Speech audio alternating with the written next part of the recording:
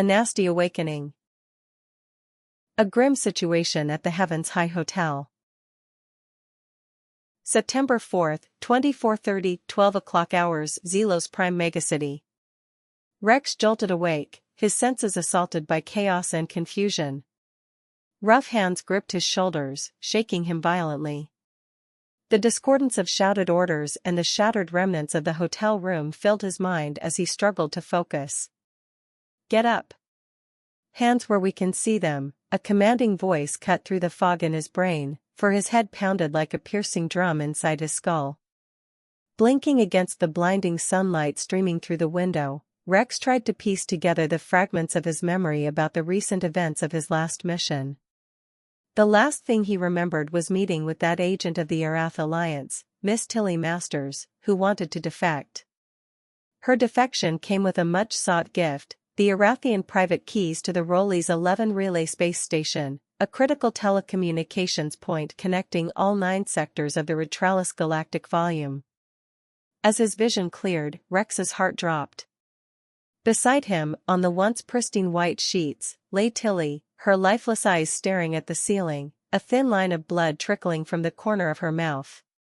Panic surged through him as he was hauled out of bed by the arresting officers. Rex glanced around the room, searching for any clue, any sign of what had happened. His clothes were scattered across the floor while Tilly's purse lay upturned on the nightstand, its contents spilled all over the place. "You're under arrest. You have the right to remain silent," a Ghost Federation military police officer barked. Rex's mind raced. Tilly had given him the private keys to the Rollies 11 relay space station the night before. With those keys, the Ghost Federation intelligence could decipher Arathian telecommunications, giving them a considerable advantage. He couldn't remember killing her. He couldn't remember anything past their last conversation right after they had entered the hotel room last night at around 2100. "I am an agent of the Ghost Federation Security Service," Rex shouted. "You must help me secure a very important item. It's in my jacket." "Here, wear your clothes," another military police officer said, throwing him his pants, shirt and jacket. Rex hastily dressed and checked inside his jacket, but the data stick containing the private keys was nowhere to be found. Panic turned to cold dread. "Somebody has taken a very important data stick," Rex declared to the head officer while showing his ID card from his wallet. "You must help me search for it before we go anywhere." Handcuffed. The officer in charge put Rex's hands behind his back and handcuffed him. "We know," the officer said. "The hotel's CCTV surveillance system shows you killing this girl by snapping her neck and then handing over the data stick to an unidentified man in the hotel's corridor. Then you must have went to sleep next to the girl you had just killed. Shame on you. You must be a real psychopath." "That's a lie," Rex shouted back at the military police officer. "I have never committed such crimes." "Rex Dodgers, I am arresting you for murdering this girl and also for espionage action against the Ghost Federation, thus for high treason. You are a gruesome criminal and a despicable traitor. Take him away." No one was listening to Rex. Only Tilly's body remained, a haunting image of beauty in eternal sleep before a sergeant finally covered her with a blanket.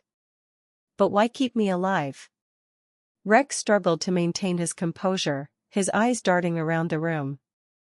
Amid the chaos, he realized with growing horror that the data stick with the private keys was indeed gone. He had no chance to retrieve it now, but in his desperation he tried to commit the room's details to memory. To no avail. Whoever had orchestrated this scheme had stolen the keys, killed Tilly, and framed him in the process. Why frame me and not kill me outright? Rex thought, his mind racing. They had the chance, they killed Tilly without hesitation. Maybe keeping me alive serves a purpose. Discrediting the Ghost Federation Security Service, that's it.